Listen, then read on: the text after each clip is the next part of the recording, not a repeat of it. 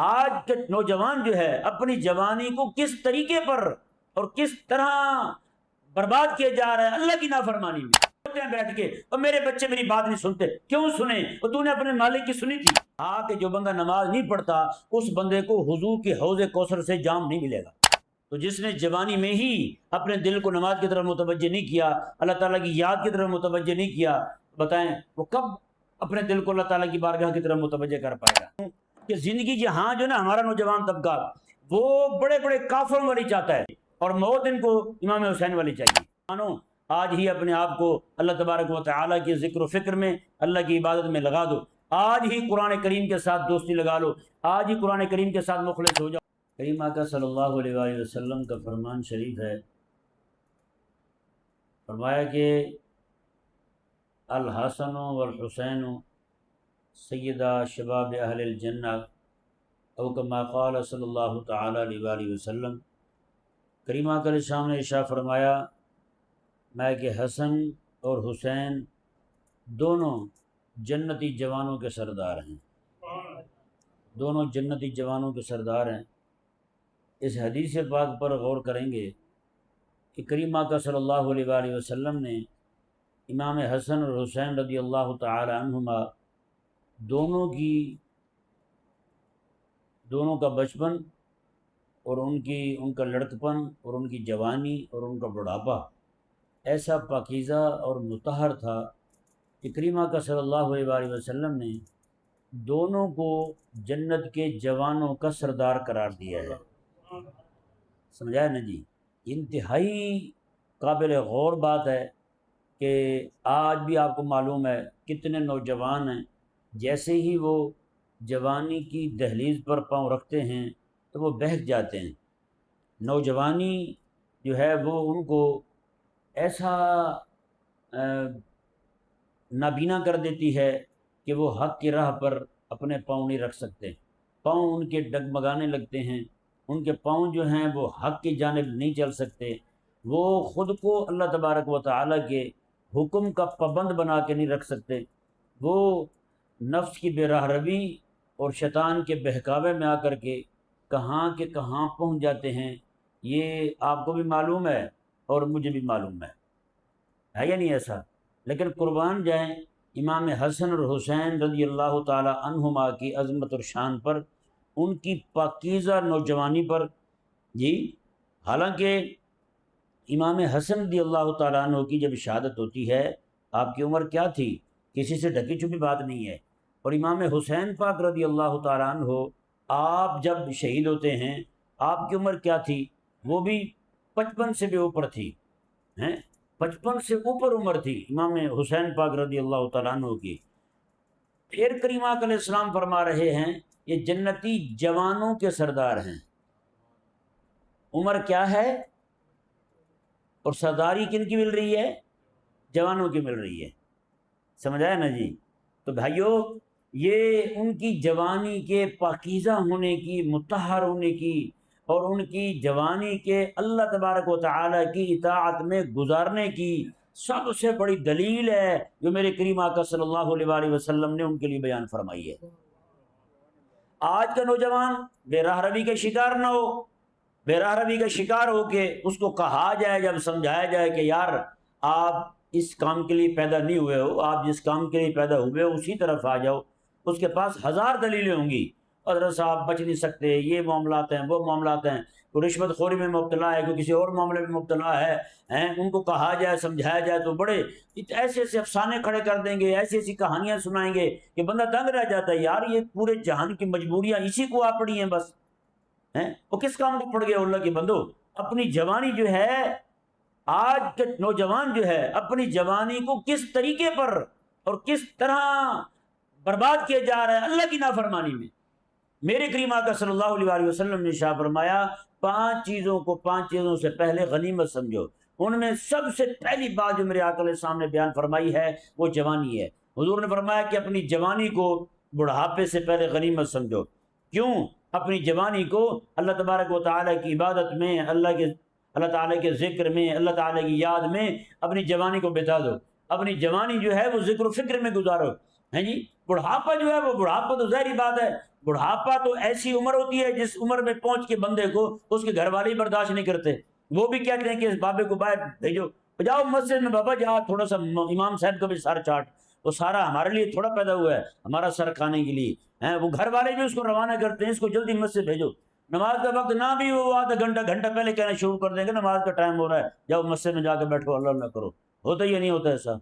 ہاں میں بھی اسی معاشرے کا حصہ ہوں، معلوم ہے ہمیں بھی کہ کیسے کیسے کیا جاتا ہے، ایسے بابے بزرگ جو ہوتے ہیں ان سے کیسے جان چھڑوائی جاتی ہے، وہ بات کریں بھی ان کی بات کا جواب نہیں دیا جاتا ہے، جب ہر طرف سے ٹھوکریں ملے بندے کو، کوئی بندہ اس کی بات سننے کو تیار نہ ہو، پھر اس کو اگر رب تبارک و تعالیٰ کا دروازہ یاد آتا ہے تو اس نے بڑا نقصان کیا ہے، اپنے وہ ایام اس کے بڑے قیمتی ایام تھے، بڑے قیمتی وقت تھا اس کی جوانی کا، جس وقت میں وہ اپنے وقت کو اللہ تبارک و تعالیٰ کی یاد میں گزارتا تو بات ہی اور تھی، لیکن اس نے کیا کیا، جوانی ساری وہ جناب ایسے کاموں میں گزار دی، جب اس کو دیکھا اس نے ہر طرف سے دھکے مل رہے ہیں، اب گھر والے تیاری کرتے ہیں اس سے تنگ آ کے کہ اس کو اولڈ ہاؤس اٹھا کے بھیج دیا جائے یا اس کو جناب روانہ کر دیا جائے رشتہ داروں کے ہاں، وہاں چلا جائے ادھر چلا جائے ادھر چلا جائے، پھر اس کا دل کرے کہ میں مسجد میں جا کے بیٹھ جاؤں، اب کو میری بات نہیں سنتا، اب کو میری بات پہ جناب جی کہنے کو تیار نہیں ہے، اب اگر اس کا دل مسجد کو آنے کو کرتا ہے تو یہ بہت دیر کر دی ہے اس نے، نہیں سمجھ آیا، بہت دیر کر دی ہے اس نے۔ کئی تو وہ ہوتے ہیں، میرے آقا صلی اللہ علیہ وآلہ وسلم نے ارشاد فرمایا بدترین بوڑھا وہ ہے جو خود تو بوڑھا ہو جائے لیکن اس کے گناہ کمزور نہ پڑیں، اس کی گناہ کرنے والی حس جو ہے وہ مزید تیز سے تیز ہوتی چلی جائے۔ اب بتائیں نا ایسا ہو رہا ہے یا نہیں ہو رہا؟ میرے کریم آقا علیہ السلام نے ارشاد فرمایا 7 بندوں کو میرا اللہ تبارک و تعالی قیامت والے دن عرش کے سائے کے نیچے جگہ عطا فرمائے گا، عرش کے سائے میں 7 بندوں کو جگہ عطا فرمائے گا، ان میں میرے آقا علیہ السلام نے ایک وہ بندہ بھی بیان فرمایا ہے، میرے آقا علیہ السلام نے فرمایا الشاب نشأ فی عبادت اللہ ہے، وہ نوجوان جس نے اپنی جوانی اللہ کی عبادت میں گزار دی ہے، اللہ کی عبادت میں گزار دی ہے۔ بتائیں نا میرے آقا صلی اللہ علیہ وآلہ وسلم کے صحابہ کرام علیہ رضوان جو ہیں وہ کیسے انہوں نے اپنی جوانیاں اسلام کے غلبے کے لیے، دین کے غلبے کے لیے، دین کی اشاعت کے لیے، ترویج کے لیے گزار دی۔ آج میں اور ہم جو ہیں ہماری جوانیاں کہاں گزر رہی ہیں؟ کئی بابے بیٹھے ہوئے ہیں، گزار کے بیٹھے ہوئے ہیں، کوئی گزر رہے ہیں اس ماحول سے، بتائیں ہماری جوانی کہاں گزر رہی ہے؟ زیادہ سے زیادہ کوئی گھر میں سب سے زیادہ محنتی کہا جاتا ہوگا وہی محنتی کہا جاتا ہوگا جو پیسے کما رہا ہے، اس کے علاوہ کون ہے بتائیں؟ آج نعوذ باللہ گھر میں عزت اسی بچے کی ہے جو پیسے کما رہا ہو اور اچھے کما رہا ہو، وہ بچہ سب کا پورے گھر کا فیورٹ ہوتا ہے، جو بیچارہ قسمت کا مارا ہوا جس کے پیسے نہیں آ رہے سارے گھر والے اسے تنگ ہوتے ہیں، سکی اماں بھی اسی دے میں روٹی نہیں دیتی اس بیٹے کو، بچے اس کو اچھے منہ نہیں بلاتے، ہے یا نہیں ایسا؟ جو نہ کما رہا ہو، جس کام کو بھی ہاتھ ڈالتا ہو وہ کام بھی جناب خراب ہو جاتا ہو، یہ معاملہ ہو جس کے ساتھ، تو پھر آگے حالات یہ دیکھنے کو ملتے ہیں۔ ہمارے گھروں سے بھی دین رخصت ہو گیا ہے، ہمارے گھروں میں بھی اگر دین ہوتا نا، دین کی محبت ہوتی، وہ بھی اسی بچے کو ترجیح دیتے جو اللہ تبارک و تعالیٰ کا فرما بردار ہے۔ میرے کریم آقا صلی اللہ علیہ وآلہ وسلم نے نوجوانوں کے لیے بہت زبردست پیغام عطا فرمایا ہے۔ میرے آقا صلی اللہ علیہ وآلہ وسلم نے ارشاد فرمایا کہ خیر شبابکم من تشبہ بکہولکم، حضور فرماتے ہیں کہ تم میں بہترین جوان وہ ہے، خیر شبابکم، تمہارے جوانوں میں بہترین جوان وہ ہے، من تشبہ بکہولکم، جس کا چال چلن، جس کے طور اتوار، جس کا لباس، جس کی جو معاملات ہیں زندگی کے وہ سارے بوڑھوں جیسے ہوں۔ کس جیسے ہوں؟ بوڑھوں جیسے ہو جوان لیکن وہ اپنے معاملات بوڑھوں والے رکھتا ہو، جیسے بوڑھے جو ہوتے ہیں ان کو کسی سے غرض نہیں ہوتی، یہ جو معاملات ہوا چل رہی ہوتی ہے باہر فتنے کی، بوڑھے وہ ہر ایک سے بے پرواہ ہو کے بس وہ مسجد میں پڑے ہوتے ہیں، وہ اللہ اللہ کر رہے ہوتے ہیں، تسبیح پڑھ رہے ہوتے ہیں۔ فرمایا کہ ایسا نوجوان بہترین جوان ہے جو ہو جوان لیکن اس کے چال چلن، اس کے طور طریقے، اس کی طبیعت، اس کا مزاج بوڑھوں والا ہو۔ اور حضور فرماتے ہیں شرکم من تشبہ بشبابکم، اور تمہیں بدترین بوڑھا وہ ہے جو ہو بوڑھا لیکن اس کے شوق جوانوں والے ہوں، اس کے شوق جوانوں والے۔ اب بتائیں ہم میں کتنے نوجوان ایسے ہیں اور کتنے بوڑھے ایسے ہیں؟ نوجوان کتنے ہیں جنہوں نے بوڑھوں والے شوق پال رکھے ہیں؟ ہیں، اور بوڑھے کتنے ہیں جن کے جوانوں والے شوق ہیں، بوڑھے ہو کر کے بھی وہ سمجھتے ہیں کہ جناب میں منڈا کھنڈا نظر رہا ہوں، ان کے اس کے لچھن، اس کے کرتوت جو ہیں وہ بدل نہیں رہے، وہ ویسے کے ویسے چل رہے ہیں، ہے یا نہیں ایسا؟ ہو بوڑھا گیا ہے، داڑھی سفید ہو گئی ہے، لیکن ابھی تک اس کے کسی کھانے میں حیا شرم والی بات نہیں آئی کہ اذان ہو تو میں اٹھ کے چلا جاؤں۔ اس سے بڑھ کر بھی کوئی ڈھیٹ بندہ ہوگا یار جو ہو بوڑھا جائے اذان سن کے پھر بھی اس کا دل رب کا حکم ماننے کو نہ کرے۔ ایسے بوڑھے گھر میں اولاد سے دھکے نہیں جوتے کھاتے ہیں، پھر اولاد نہیں سنتی، پھر روتے ہیں بیٹھ کے، اور میرے بچے میری بات نہیں سنتے۔ کیوں سنیں؟ اور تو نے اپنے مالک کی سنی تھی، جس مالک نے تجھے زندگی عطا فرمائی ہے تو نے اس مالک کی نہیں سنی، تو اذان سن کے گھر میں پڑا رہا ہے، تیری کسی نے کب سننی ہے؟ کسی نے نہیں سننی تیری، یہ رونا دھونا تیرا فضول ہے۔ تو اگر اپنے مالک کی سنتا نا تو تو جن کا مالک بن کے بیٹھا ہوا ہے گھر میں، تو جن کا سرپرست بن کے بیٹھا ہوا ہے، وہ بھی تیری بات سنتے۔ سمجھ آیا نہیں سمجھ آیا بھائی؟ تو یہ میرے آقا صلی اللہ علیہ وسلم بطور خاص تربیت فرما رہے ہیں نوجوانوں کی، کہ فرمایا کہ نوجوانوں، اور یہ بھی میرے آقا علیہ السلام نے فرمایا قیامت والے دن تب تک بندہ اپنا پاؤں اس جگہ سے نہیں ہٹا پائے گا جب تک 5 سوالوں کی جواب نہ دے لے۔ اس میں ایک یہ بھی ہے کہ تمہیں جوانی ملی تھی، بتا تیری جوانی کہاں گزری تھی۔ اس کی جوانی جو ہے اگر وہ دنیاوی لیلاؤں کے پیچھے گزری تھی تو وہ اپنا حساب تیار رکھے، اس کی جوانی جو ہے وہ ساری پیسہ کمانے کے پیچھے گزری تھی، اپنا حساب تیار رکھے، اپنے کھاتے تیار رکھے اللہ تعالیٰ کی بارگاہ میں حاضر ہونے کے لیے۔ وہاں تو سوال ہونا ہے، وہاں تو بتانا پڑے گا کہ مولا میں نے یہ کیا تھا۔ اگر ہم آج اب جو بندہ یار آپ آج اپنا حساب نہیں کر پا رہا جوانی میں، بوڑھا ہو کے کب حساب کرے گا؟ حساب نہیں کر پائے۔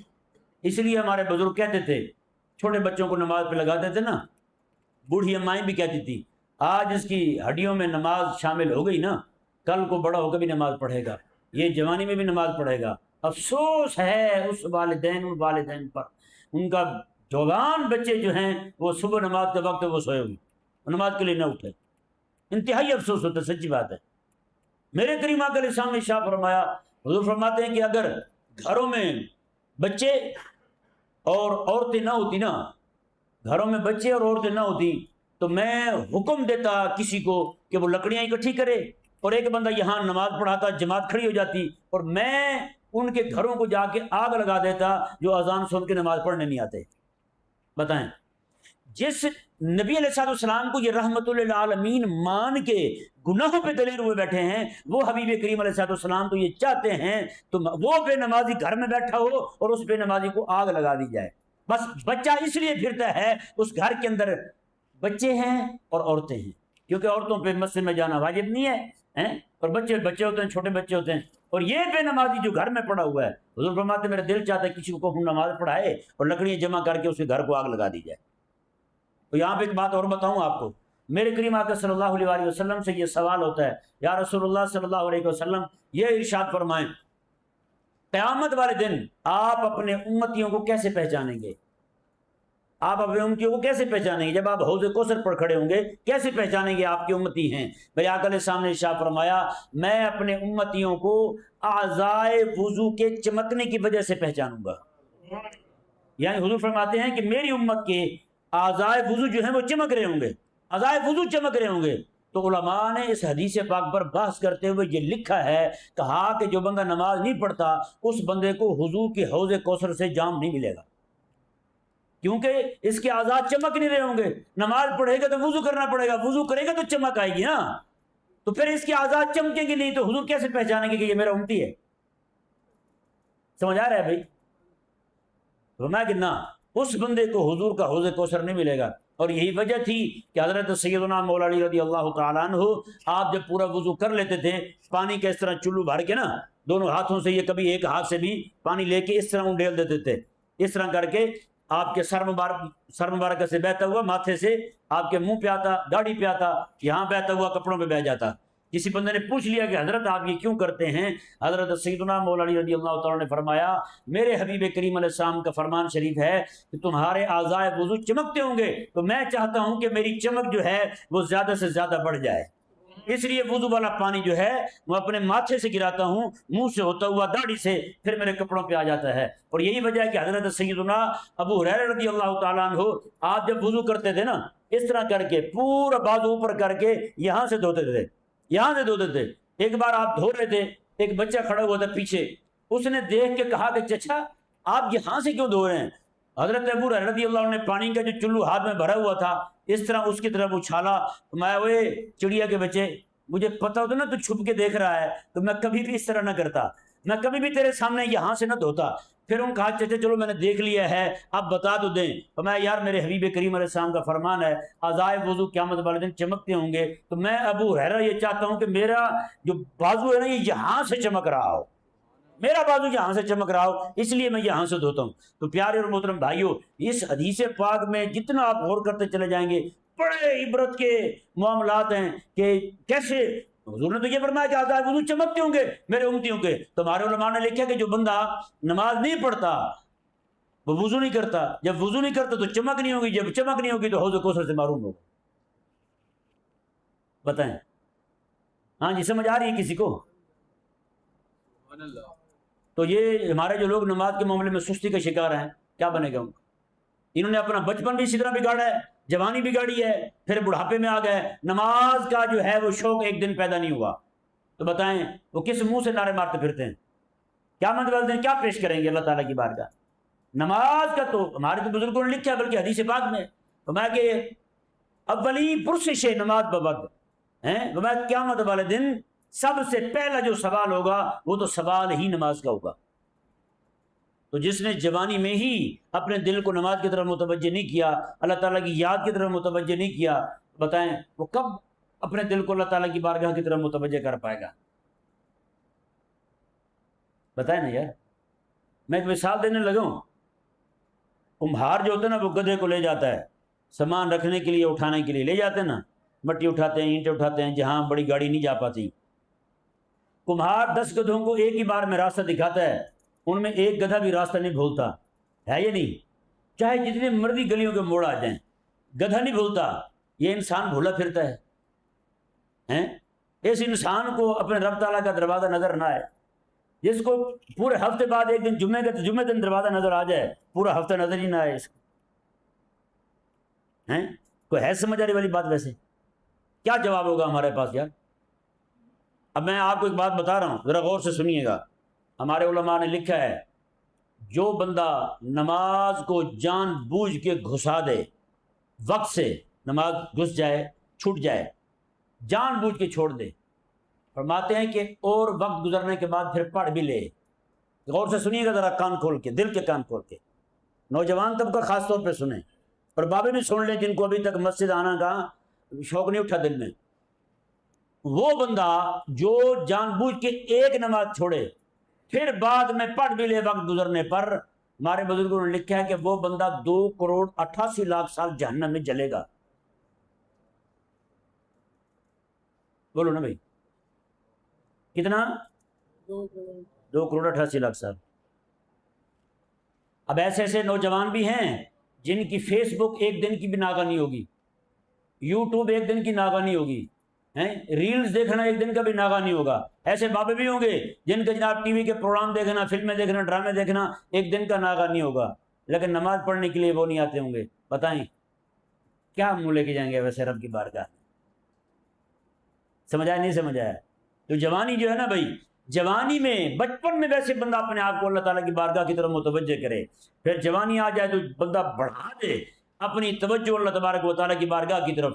حضرت سیدنا عثمان غنی رضی اللہ تعالیٰ عنہ کی آل میں ایک نوجوان تھے، عمر ان کی جب 40 سال کو ہوئی نا، مسجد نبی میں بیٹھ گئے، ایک بندہ، دوسرا بندہ، تیسرا بندہ، وہ 40 سال کو جب پہنچتے مسجد میں بیٹھ جاتے پکے پکے۔ کسی نے پوچھا کہ جناب یہ کون لوگ ہیں جو مسجد میں بیٹھے رہتے ہیں؟ کہا کہ یہ حضرت عثمان غنی کی اولاد میں سے ہیں، ان کا طریقہ یہ ہے 40 سال کی عمر تک یہ اپنے فرائض ادا کرتے ہیں، صرف کچھ نوافل پڑھتے ہیں، رات کو کچھ قیام کرتے ہیں، 40 سال تک اپنی دنیا پیسہ کماتے ہیں، اکٹھا کرتے ہیں، جب 40 سال کی عمر ہو جاتی ہے ان کی، پھر یہ سارا کچھ چھوڑ چھاڑ کے اپنے بچوں کے حوالے کر کے یہ خود مسجد بیٹھ جاتے ہیں، خود مسجد بیٹھ جاتے ہیں پکے پکے 40 سال بس۔ اس کے بعد فرماتے ہیں کہ نہیں، یہ جو عمر گزر گئی ہے، اب اللہ تعالیٰ کی بارگاہ کے لیے حضرت عمر رضی اللہ تعالیٰ نے ایک بندہ رکھا ہوا تھا، اسے اس کی ذمہ داری لگائی تھی، باقاعدہ تنخواہ دیتے تھے، یار جب رات کو پچھلی رات کا وقت آئے نا تو مجھے اٹھا دیا کر تہجد کے لیے اٹھا دیا کر۔ ایک عرصہ تک اٹھاتا رہا۔ ایک دن حضرت عمر رضی اللہ تعالیٰ نے فرمایا یار تیری چھٹی ہے، تیرا کام بند ہو گیا، جا تو، تیری تنخواہ جو ملنی تھی وہ مل گئی، اب جاؤ۔ یہ کام خود بخود انہوں نے کہا حضرت کو غلطی ہو گئی ہے مجھ سے، کوئی ناراضگی ہوئی تو بتا دیں میں معذرت کر لوں۔ میں کہ نہ یار تو مجھے اٹھاتا تھا، میں نے تیری ذمہ داری لگائی تھی، مجھے نیند آتی تھی اس لیے تیری ذمہ داری لگائی تھی۔ اب میری داڑھی میں نے دیکھا ہے شیشے میں میری داڑھی میں ایک بال سفید آ گیا ہے، اب نیند آئے گی نہیں تو تیری ضرورت کہاں رہے گی؟ اب نیند نہیں آئے گی، تیری ضرورت کہاں رہے گی؟ تو سمجھ آ رہا ہے؟